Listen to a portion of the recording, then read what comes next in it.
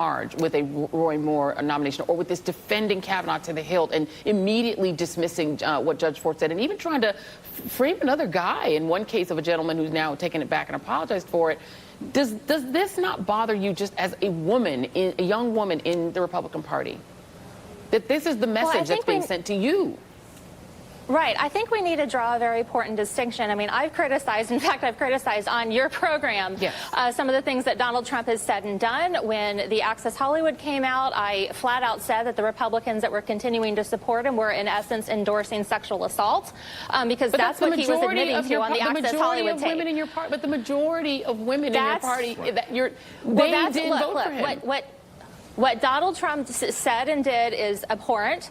Roy Moore, we had multiple examples of abhorrent behavior from him. I'm glad he lost his Senate race in Alabama. What we have here with Judge Kavanaugh is one person's story that he adamantly denies, and the other person that she says was in the room at the time also denies it. But do you believe her? Do you believe her?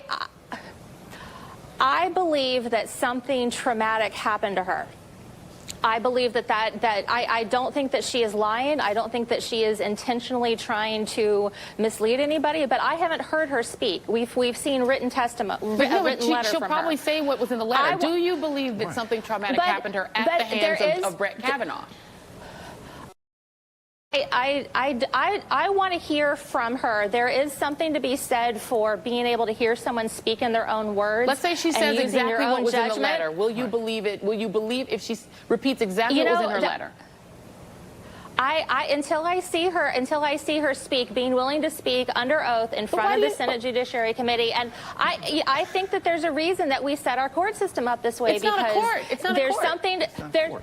But it's a similar kind of setup. I want to hear from someone in their own words. I don't think that we have enough. I would not derail Kavanaugh's nomination if she's not willing to come and speak forward. Just on a letter alone, I don't think is enough. In a lot of these other cases, Bill O'Reilly, Anthony Weiner, Bill Cosby, Harvey Weinstein. They didn't do it. The second we had multiple accusations. And there were investigations. And there was investigations. Do you support the requirement that there be a reopening of the background check in order to talk to the witnesses who say that, for instance, everyone was talking about it after the incident? Right, right. The woman who said that, I think on Facebook or Twitter, has already retracted that. And, you know, the idea that we're going to convict somebody because there was gossip at a high school 30 years ago that he drank, you know, again, this is a lot. This is a lot. Okay, I think Jason was trying to jump in. Jason. Yeah, I got to say this. I'm offended as a man. Okay, she was accused of sexual assault, and the man's going to be a judge.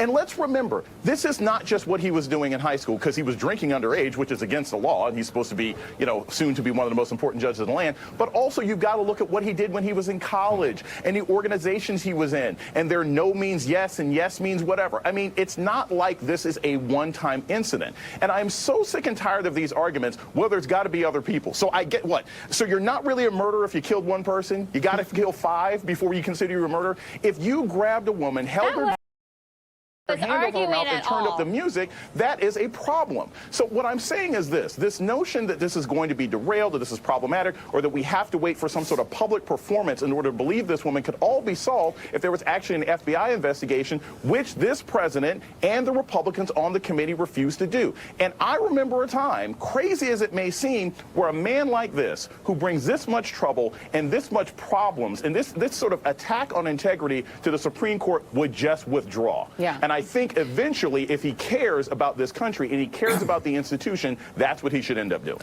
Sarah? Well, look, there's just so much to unpack here.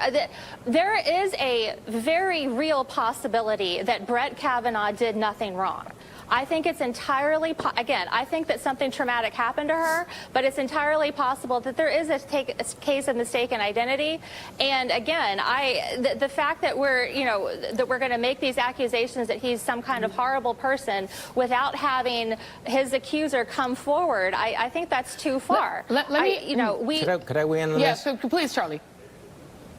Well, I mean, a couple of things. Number one, we do have to hear from these individuals in order to make up our minds. I think that's legitimate. Number two, look, there is no such thing as collective guilt. You asked before about the senator who said that men should shut up. I'm sorry, that is going too far, because a lot of men, I think, do need to be heard as well. And again, this is not collective guilt. It is Brett Kavanaugh. Either he did this or he did not do this. This is a factual situation, which is why it is a good idea to reopen the FBI background check.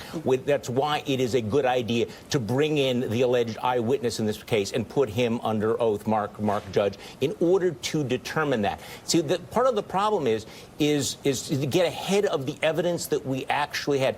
If, in fact, this was not a one-off, I would like to hear the evidence of that.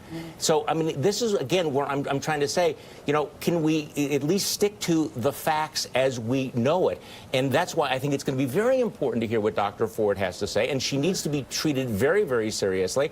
And I don't understand how Republicans who claim to take this seriously do not support asking the FBI to open up the background check. Yeah. This is what they do, and they do it very well. That's what they do. Okay, I want to add one more person to this panel, because I want to keep everybody here, please, if you could. And I'm going to add religious reform activist Frank Schaeffer. We're going to add you to. You've been listening to this discussion, Frank. And I mean, do you understand? Can you explain for those who don't understand why it is that people, even if they think something bad happened to this woman, would still want Kavanaugh on the court no matter what? Because a lot of people, I think that's what's bothering a lot of people. They don't understand.